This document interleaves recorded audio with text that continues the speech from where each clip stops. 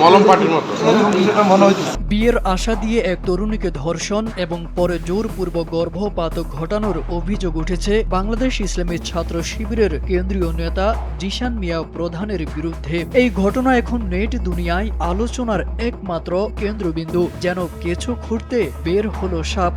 এমনকি এ নিয়ে এক ফেসবুকে স্ট্যাটাস দিয়েছেন জামায়াতে ইসলামীর আমির ও বিরোধী দলীয় নেতা ডাক্তার শফিকুর রহমানও।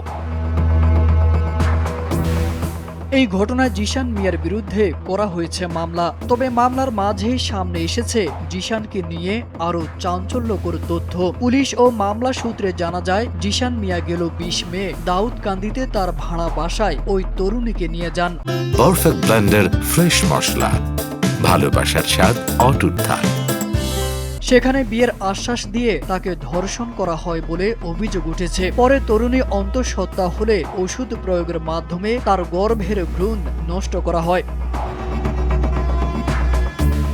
অভিযোগ অনুযায়ী তরুণী বিয়ের দাবি জানালে জিশান বিষয়টি এড়িয়ে যেতে শুরু করেন। এক পর্যায়ে তিনি আত্মগোপনে চলে যান। এরপর তার স্বজনদের পক্ষ থেকে থানা নিখোঁজ ডায়েরি করা হয়। এমনকি জামায়াতে ইসলামীর আমির ডাক্তার শফিকুর রহমানও তার ভেরিফাইড ফেসবুক পেজে জিশানকে অপহরণ করা হয়েছে দাবি করে দ্রুত উদ্ধারের আহ্বান জানান।